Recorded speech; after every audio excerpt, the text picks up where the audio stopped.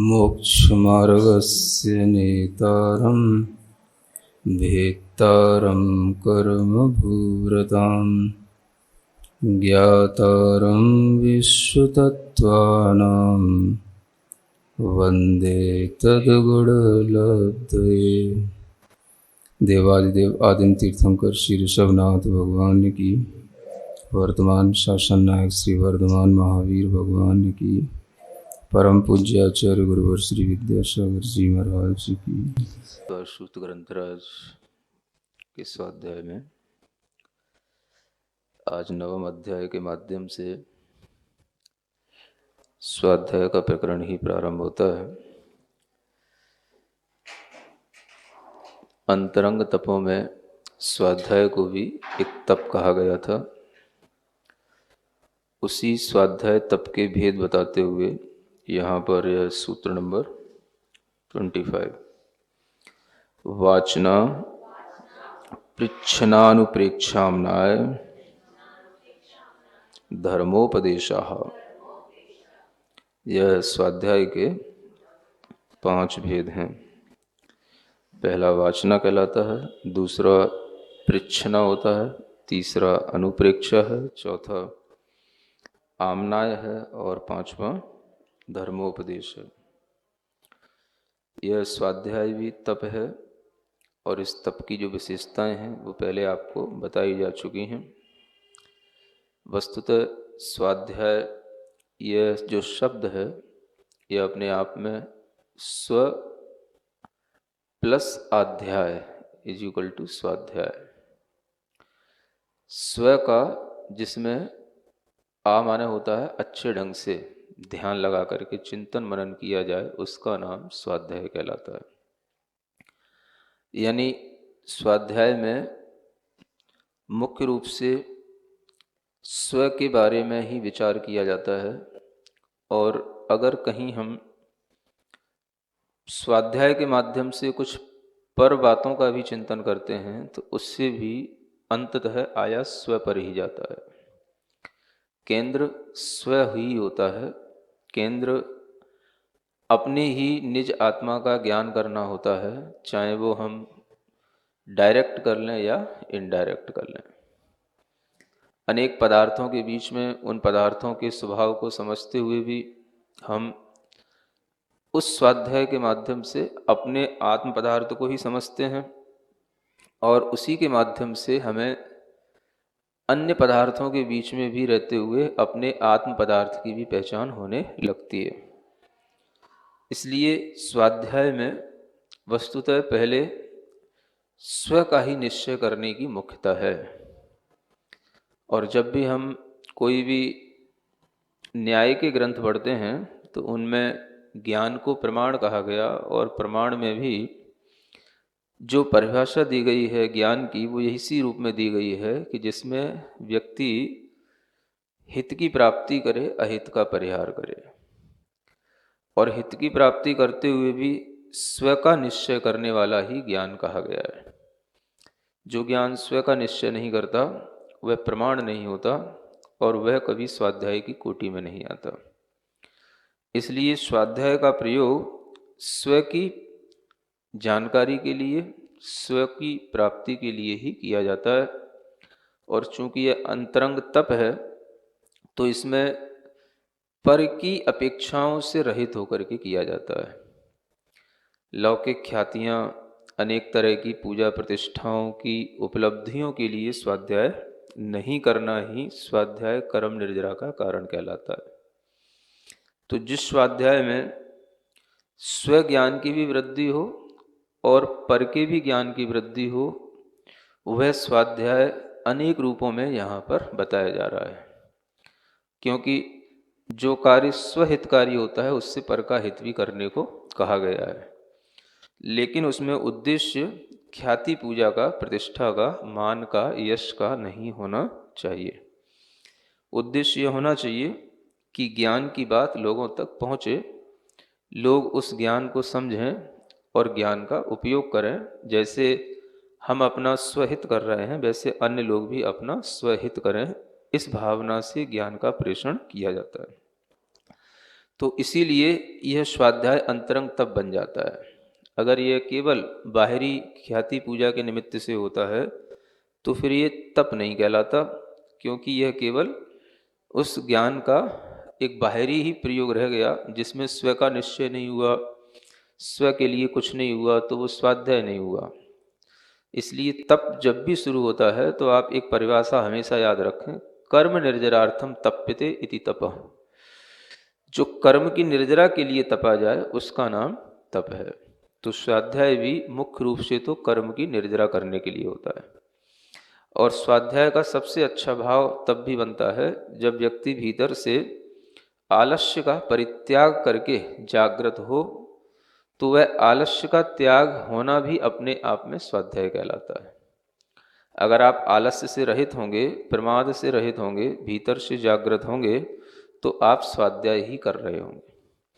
इसलिए यहाँ स्वाध्याय के जो अनेक रूप बताए जा रहे हैं, उससे पहले हम इस स्वाध्याय की सामान्य परिभाषा को भी ध्यान में रखें और फिर हम इन जो भेदों को हैं उनको भी समझने की कोशिश करें। सबसे पहला भेद है वाचना। क्या कहा गया? वाचना। वाचना का मतलब होता है कहना, कथन करना। किसका कथन करना?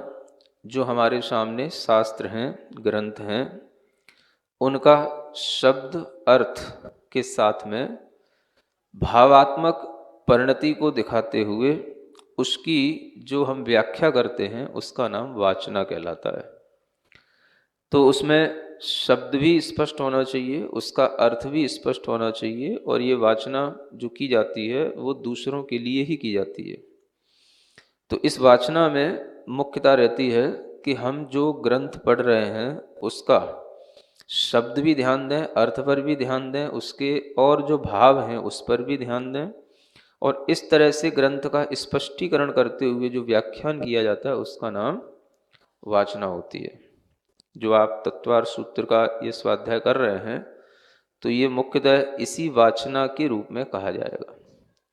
एक एक सूत्र का जो आप अर्थ के साथ में शब्द के अंदर जो अर्थ छिपा हुआ होता है उस अर्थ को जानने के साथ में, और सूत्र में भी यदि कोई च आदि जो शब्द आते हैं उन सब की भी जो विशेषताएं होती हैं वो सब ज्ञान करने के रूप में जो ये स्वाध्याय प्रदान करने का नाम वाचना कहलाता है। इस वाचना में बहुत ज़्यादा व्यक्तियों की अपेक्षा नहीं होती, अपेक्षा इस बात की होती है कि ग्रंथ का हृदय समझने वाले लोग कितने हैं, कौन से हैं, तो उनके लिए यह ग्रंथ की वाचना प्रदान की जाती है। तो यह वाचना अनेक प्रकार की शास्त्रों में कही गई है, और इसके लिए द्रव्य क्षेत्र काल भाव की शुद्धि को भी ध्यान में रखने को कहा गया है। क्योंकि जो स्वाध्याय वाचना के रूप में होता है वह स्वाध्याय समय काल की शुद्धि के साथ भी होना चाहिए और द्रव्य क्षेत्र की शुद्धि के साथ भी होना चाहिए। तो जो आपके लिए समय संबंधी बातें हैं वो बताई गई हैं। द्रव्य क्षेत्र की शुद्धियां आप अधिकतर जानते ही हैं। भाव शुद्धि से तात्पर्य है ना, अपने मन के अच्छे भाव जिसमें किसी के लिए कोई भी ख्याति पूजा लाभ की भावना न हो और राग द्वेष किसी भी तरह का उद्देश्य में न रख करके जो वाचना की जाएगी उसका नाम भाव शुद्धि पूर्वक वाचना कहलाएगी। तो इस तरह की जो वाचना है ये आत्महितकर होती है। इसलिए यहाँ पर वाचना में द्रव्य क्षेत्र काल भाव की शुद्धि का विशेष ध्यान रख करके वाचना की जाती है। और जब किसी ग्रंथ की आद्योपांत यानी शुरू से लेकर के अंत तक जब कोई व्याख्या की जाती है, चलती है, तो वाचना के रूप में ही लोगों को समझ में आती है। अधिकतर सिद्धांत ग्रंथों की इस तरह से वाचना करने की एक पद्धति है, पहले भी चलती थी। सिद्धांत ग्रंथों का पठन पाठन इसी वाचना के रूप में किया जाता है, और इसी वाचना के साथ में दूसरा स्वाध्याय का क्रम बनता है जिसे कहते हैं पृच्छना। क्या बोलते हैं? पृच्छना।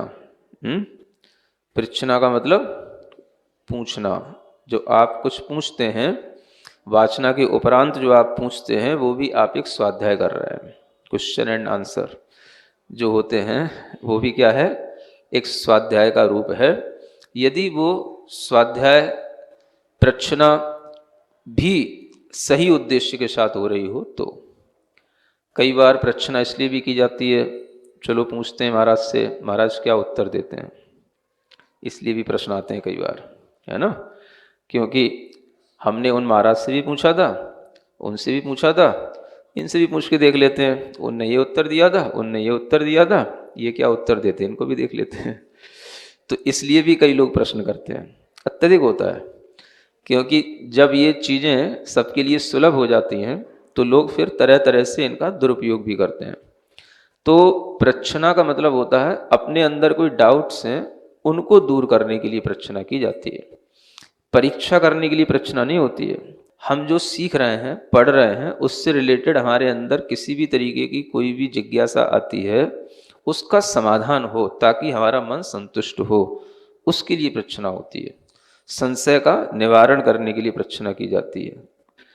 प्रश्न भी अपने आप में बड़ी संपत्ति है, वो आपकी संपत्ति है, आप उसे संभाल के रखें और उस संपत्ति का इस तरह से उपयोग करें कि जब भी हमें उस प्रश्न के माध्यम से हमें समाधान मिले तो हम उसको भी धारण करें। तो प्रश्न बनाए रखना भी अपने आप में एक धैर्य की बात होती है कि प्रश्न हमारे अंदर बना रहे, समय पर हम पूछें और उसका हमें सही समाधान मिल जाए, फिर हम उसको सहज रूप में ग्रहण कर लें। ये सब भी योग्यताओं पर ही निर्भर करता है। तो प्रश्न होना अच्छी बात होती है। प्रश्न वही कर सकता है जो कुछ अपने अंदर श्रुत ज्ञान रखता है, कुछ आगे पीछे पूर्वापर अपना जोड़ विज्ञान लगाना जानता है, और उसके लिए वास्तव में अगर ज्ञान होगा तो ही वो प्रश्न कर पाता है। तो इसलिए प्रश्न करना अच्छी बात होती है। प्रश्न करने से दूसरों की शंकाओं के भी समाधान हो जाते हैं। जिन्हें प्रश्न करना नहीं आता है वो भी प्रश्न सुनने के बाद कहते हैं हाँ हाँ हाँ, ऐसा तो हम भी सोच रहे थे। तो उनको भी लगने लग जाता है हाँ अच्छा प्रश्न पूछ लिया, हमारी भी शंका का समाधान हो गया। तो इस तरह के स्वाध्याय के माध्यम से कई लोगों का भला भी होता है, हित होता है। तो ये ध्यान में रखते हुए प्रच्छना स्वाध्याय किया जाता है। तीसरा स्वाध्याय का एक भेद बताया जा रहा है जिसे कहते हैं अनुप्रेक्षा। क्या बोलते हैं? अनुप्रेक्षा, है ना। अब अनुप्रेक्षा का मतलब क्या होता है ना, किसी भी तत्व का या सीखे हुए अवधारित किए हुए किसी भी अर्थ का बार बार चिंतन करना, इसका नाम कहलाता है अनुप्रेक्षा, है ना। जिसको आप बोलते हो मन ही मन में उस चीज का रिपीटेशन करना, रिवाइज करना, और इस तरह से करने से वो अर्थ आपके अंदर बहुत देर तक रखा रह सकता है, अवधारित हो जाता है। इसको बोलते हैं अनुप्रेक्षा, मुहुर मुहुर चिंतनम। तो इस तरह की जो अनुप्रेक्षा होती है यह भी एक स्वाध्याय का ही रूप होती है। हमने जो भी अपने स्वाध्याय में गुरुओं से सुना उसको फिर हम बाद में स्मृति में लाएं। जो लोग अपनी मेमोरी पावर बढ़ाना चाहते हैं उनके लिए अनुप्रेक्षा स्वाध्याय बहुत महत्वपूर्ण होता है। अगर हम कोई भी चीज़ को सुनने के बाद में उसका स्मरण करते हैं तो वो चीज़ हमारे दिमाग में कुछ समय तक रह जाती है, अधिक समय तक भी रह सकती है। तो अधिकतर लोग क्या करते हैं कि हमें तो ये सब जानकारी है, हम तो जानते हैं, इसलिए वो उस चीज़ के बारे में सोचते भी नहीं हैं। तो सोचना वही होता है जो हमने कुछ सुना है, चिंतन उसी को बोलते हैं। आप कहते हो ना चिंतन करें, क्या चिंतन करें? तो चिंतन अनुप्रेक्षा से आता है।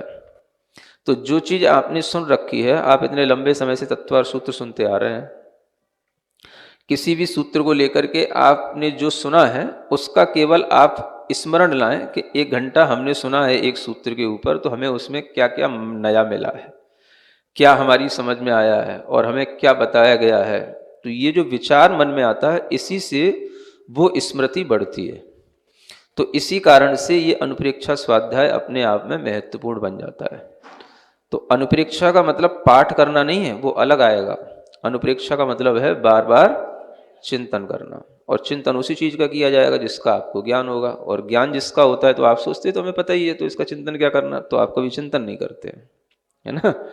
तो ज्ञान में और चिंतन में वैसा ही अंतर समझना, जैसे कभी आपने गैया तो देखी होगी, गैया है ना, क्या करती है, खा लेती है ना, शाम होते होते भी अपने मुंह में सब रख लेती है, और फिर जो है मुंह में रखने के बाद में वो मुंह में बहुत देर तक रखे रहती है, और रात में वो कुछ नया नहीं खाती, जो खा लेती है दिन में उसी की वो जुगाली करती है। उसको बोलते हैं जुगाली।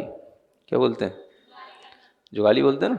हाँ, तो ये जुगाली क्या है जो दिन में खाया है उसी का रात में, हाँ, उसका रस निकालना है ना। तो चिंतन से रस निकलता है और रसी से पुष्टि होती है।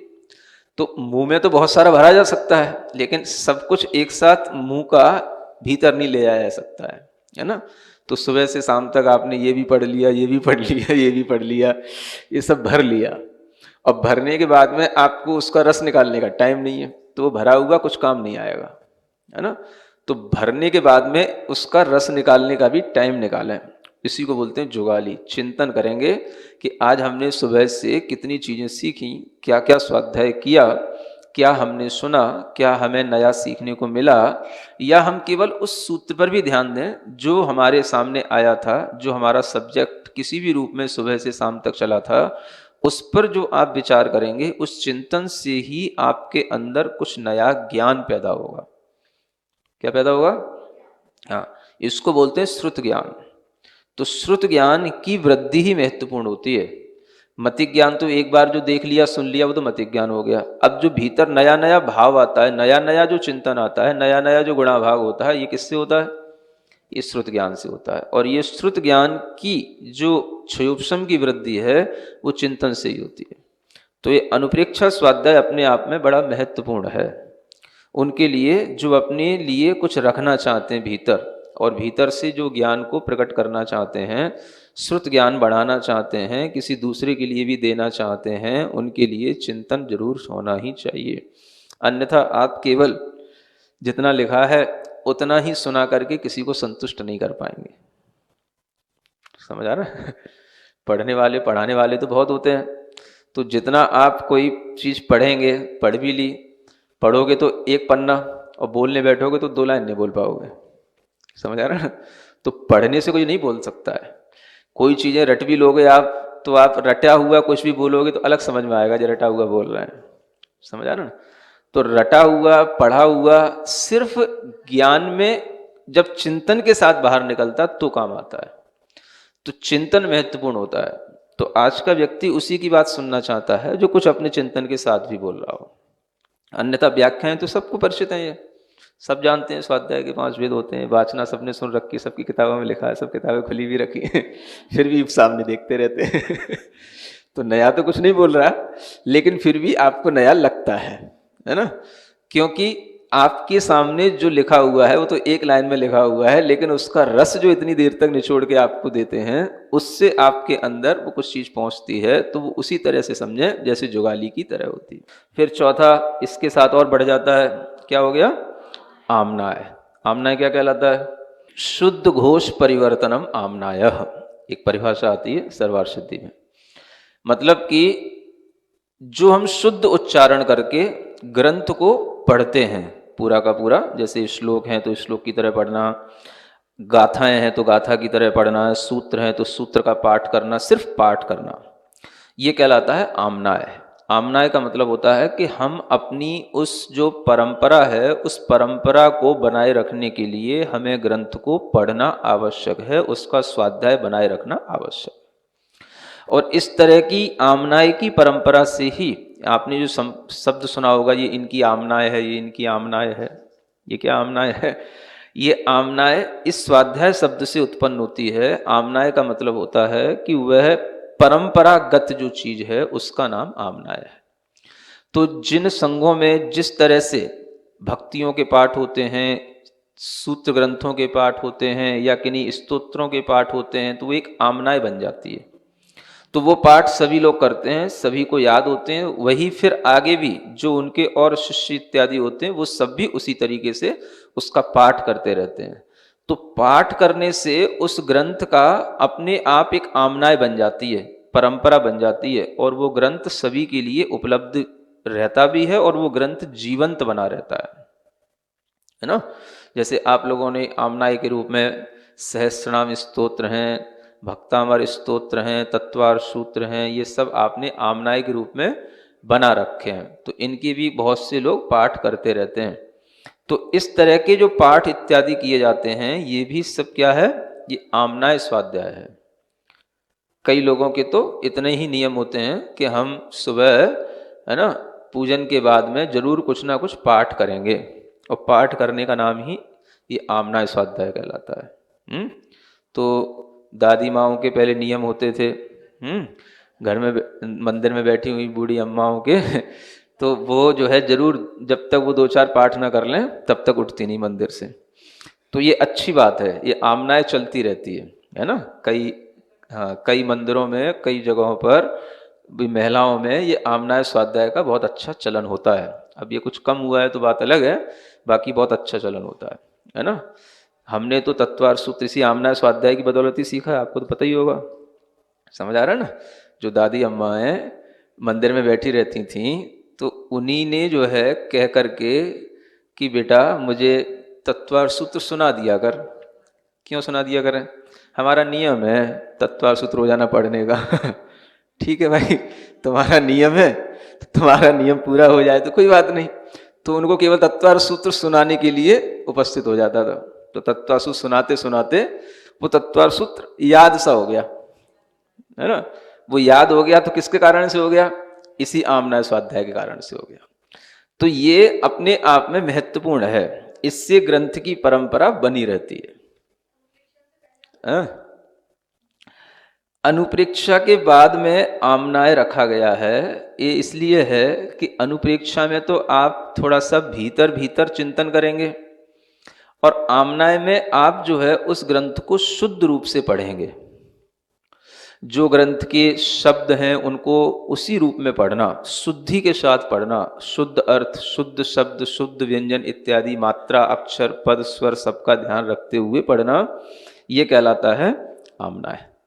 तो एक तरीके से जो अंतरंग में चिंतन रूप है वो केवल अनुप्रेक्षा है, वो दोनों के बीच में है। 5 भेद है ना, तो 2 इधर है, वाचना और प्रेक्षणा, और बीच में है अनुप्रेक्षा। तो बस बीच में केवल चिंतन है। आमनाय भी बाद में है और धर्म का उपदेश भी बाद में है। तो ये दोनों भी बाहरी प्रवृत्ति रूप ही हैं। इनमें भी किसी को सुनाई पड़ेगा, हल्का सा आप गुनगुनाते हुए पढ़ें। आमनाय में ऐसा नहीं होता है कि जैसे आपने ये रखा है, ऐसे उंगली फेरी और वो देख लिया और हो गया, ये इसका नाम आमनाय नहीं है।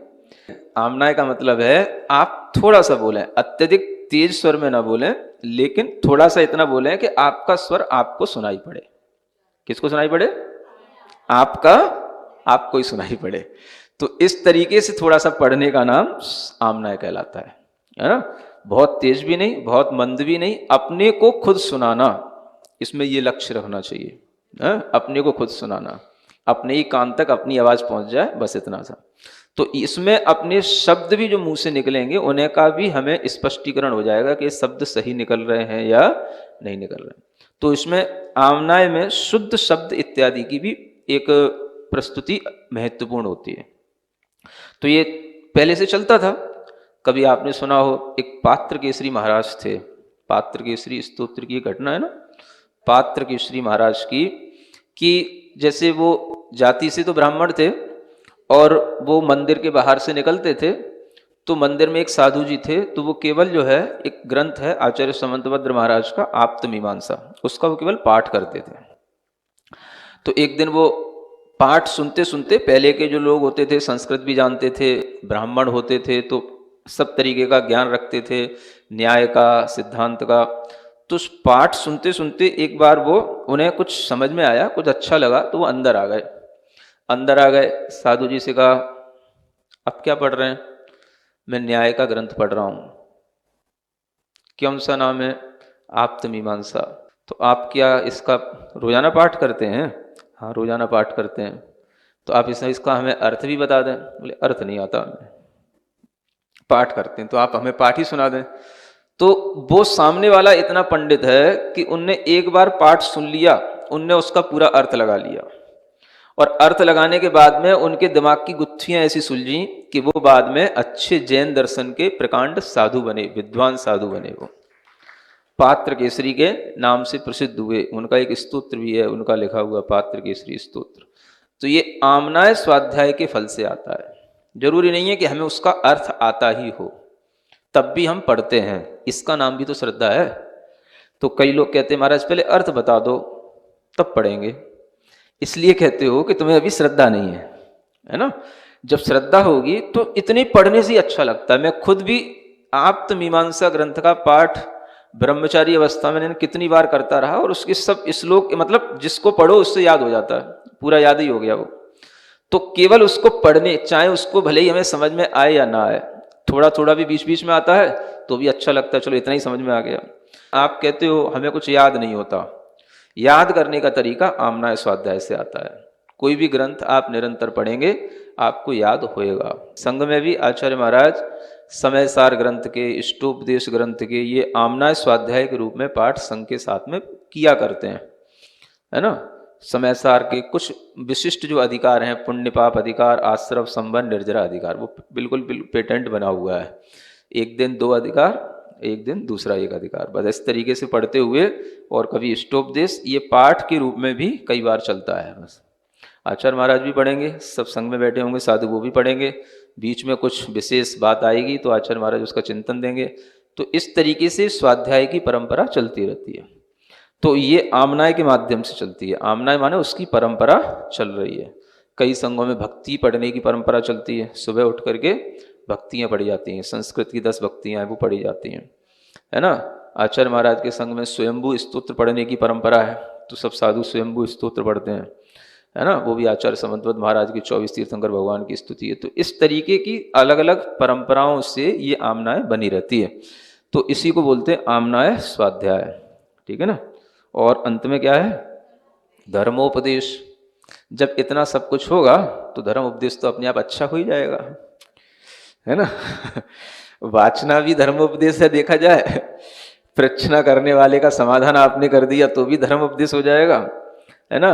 अनुप्रेक्षा करोगे, चिंतन करोगे तो धर्म उपदेश में अच्छी अच्छी बातें निकल के आएंगी, तो लोगों को ज्ञान बढ़ेगा, उन्हें भी लगेगा कि कुछ नया है इसलिए सुनेंगे। और आमनाय करोगे तो आपके लिए कभी भी कोई भी चीज बोलते बोलते भी बीच बीच में रेफरेंस देने होते हैं, समझ आ रहा है, तो अपने आप याद आ जाती है, जो चीज याद में पड़ी रहती है। कि भाई यहाँ ये लिखा है, यहाँ ये लिखा है, ये परिभाषा यहाँ की है, अपने आप याद आ जाती है। किसके कारण से, आमनाय के कारण से। तो इस तरह के ये धर्म के उपदेश में सब चीजें आवश्यक होती हैं, मुझे ऐसा लगता है, इसलिए ये धर्मोपदेश अंत में लिखा है ना। कि धर्म का उपदेश देने वाला वक्ता, धर्मोपदेशक इन सब चीजों को पहले अनुभूत कर चुका हो, या इतनी उसमें ये क्वालिटी होनी चाहिए, तब वो धर्म उपदेश देगा तो उसके उपदेश का लोगों के ऊपर कुछ प्रभाव पड़ेगा। तो इसलिए ये धर्मोपदेश में चीज आ जाती है। और धर्मोपदेश में फिर तो किसी भी तरीके का मतलब, चाहे वो प्रथमानुयोग का ज्ञान हो, चाहे करणानुयोग का हो, या चरणानुयोग का, या द्रव्यानुयोग का, सब धर्म का उपदेश है। जो भी आप धर्म से संबंधित, सम्यक दर्शन ज्ञान चारित्र से संबंधित जो भी आप बातें किसी को कहेंगे वो सब क्या कहलाएगा, धर्मोपदेश। तो धर्म उपदेश देना भी कहा गया है, स्वाध्याय किया के रूप में कहा गया है ना। ये भी क्या है, एक स्वाध्याय। तो प्रवचन करना भी एक तरीके से क्या है, अगर वो धर्मोपदेश रूप है प्रवचन तो क्या हो गया, वो एक स्वाध्याय हो गया। अगर उसमें कुछ ज्ञान वृद्धि की बातें हैं, केवल हंसी मजाक की बातें तो फिर स्वाध्याय नहीं होगा। तो धर्मोपदेश रूप जो प्रवचन होगा वो स्वाध्याय कहलाएगा। और इस तरीके का स्वाध्याय करना शास्त्रों में कहा गया है, ये आगम के अनुकूल प्रवृत्ति है, क्योंकि धर्म की प्रवृत्ति इसी से बढ़ेगी।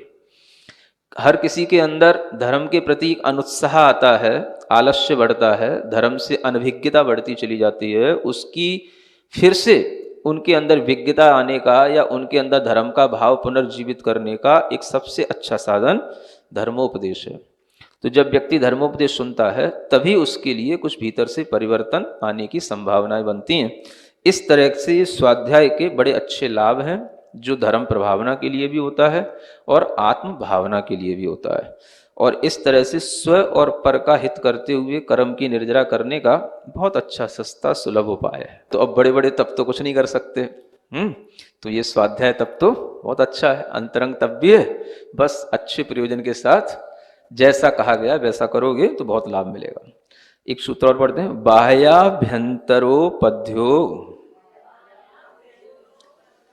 यह जो ध्यान से पहले एक तप और कहा था जिसका नाम था व्युत्सर्ग तप, है ना। स्वाध्याय व्युत्सर्ग ध्यानानि उत्तरम, ऐसा कहा गया ना। तो व्युत्सर्ग नामक तप के ये दो भेद बताए गए हैं। व्युत्सर्ग का मतलब क्या था? त्याग, है ना। व्युत्सर्ग माने त्याग करना। त्याग किसका करना?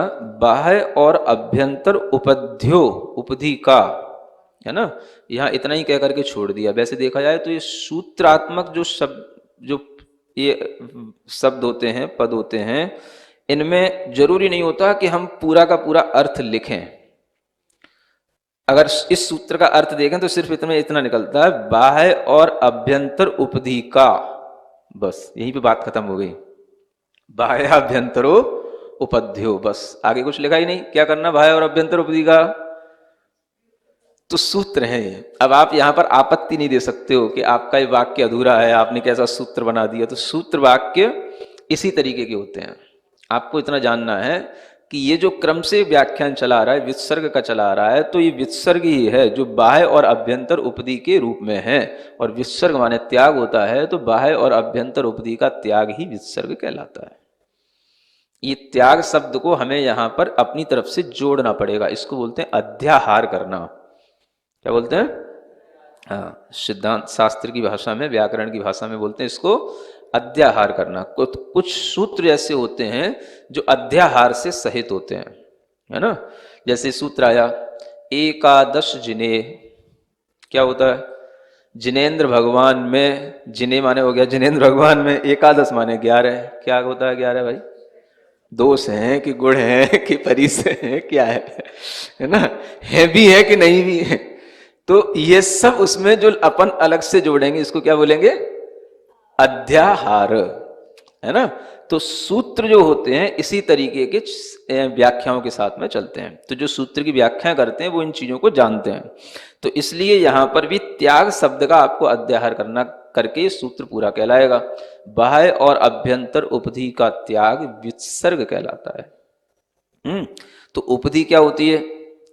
उपधि एक तरीके की परिग्रह का नाम है ना, या यूं कह सकते हैं उपकरण का नाम है। उपधि का मतलब होता है जो हमारे लिए मोक्ष मार्ग पर साधन के रूप में काम आए, उसको भी हम उपधि कह सकते हैं। परिग्रह तो थोड़ा सा और अलग चीज हो गई। अगर परिग्रह और उपधि में भी अंतर डालना चाहें तो क्या हो जाएगा? परिग्रह तो एक तरह से अयोग्य हो गया साधु के लिए, लेकिन उपधि योग्य हो जाती है। जैसे कोई भी शास्त्र हैं, पिच्छी इत्यादि, कमंडलू, ये सब चीजें क्या कहलाएंगी? ये उपधि कहलाती हैं। तो ये बाह्य उपधि हैं, है ना। और अंतरंग भी उपधि होती हैं। अंतरंग उपधि का मतलब कि जैसे जो संघ है या संघ के लोग हैं, उनका आपस में राग इत्यादि का, अनुराग का भाव रहता है, ये भी एक उपधि में आ जाता है। ये हमारे शिष्य हैं, ये हमारे भक्त हैं, इस तरीके का भाव भी उपधि कहलाता है। ये भी छोड़ना होता है। क्या होता है? हाँ, किसको? जो अपने जीवन में अनेक शिष्यों के माध्यम से अपने अंदर गुरुपने को धारण किए हुए हैं, उन गुरुओं को भी शिष्यों का राग स्नेह रूप उपधि का भी अंतरंग से त्याग करना होता है ना। ये त्याग करने पर ही वह अंतरंग में विसर्ग नाम का तब बैठता है, तब बनता है। तो किसी भी तरह का कोई भी, ना बाहरी कोई चेतन अचेतन रूप उपधि होनी चाहिए, ना अंतरंग में कोई चेतन अचेतन उपधि से कोई लगाव होना चाहिए। इस तरह की दोनों प्रकार की उपधियों के त्याग से यह व्युत्सर्ग नाम का तप बनता है। तो यह तप भी जो है स्वाध्याय के बाद में और ध्यान से पहले रखा गया है। यानी ध्यान करने से पहले उपधि का त्याग होना चाहिए, नहीं तो उपधि ही स्मृति में आएगी, ध्यान में और कुछ नहीं आएगा जो आगे बताया जाना है। तो इसलिए जो है सबसे पहले सर्वम निराकृत्य विकल्प जालम संसार कांतार निपात हेतुम, जो जितने भी विकल्प जाल हैं उन सबको पहले छोड़ो जो संसार के कारण है, तब जाकर के आप आत्मा में आ पाओगे। तो ये कहा गया है। इसी तरीके की ये प्रक्रिया को अपनाते हुए साधु जब ध्यान में उतरते हैं तो अपने सब बाहरी अंतरंग उपधि का बुद्धि पूर्वक त्याग करके, मेरा बाहर कुछ भी नहीं, भीतर से मुझे किसी भी चीज से न राग है न द्वेष है, ऐसा मन में संकल्प लेकर के आत्म ध्यान की प्रक्रिया अपनाते हैं। तब उनके लिए कुछ उपलब्धियां होती हैं। इस तरह से ये ध्यान से पहले पहले के जो तप थे वो सब यहां पर वर्णन उनका किया जा चुका है। अब आगे जो वर्णन शुरू होगा वो ध्यान का वर्णन शुरू होगा। सिरिजिण वाणी जग कल्याणी जग जन मदतम मोहरी जणमण हारी गढ़हर हारी जम जरा भव रोग हरि तिथिय राणम दिव्य झुणिम जो पड़ई सुणई मय्ये धारई राणम सौख मणंतम धरिय सासद मोक्ष पदम पावई सासद मोक्ष पदम पावई।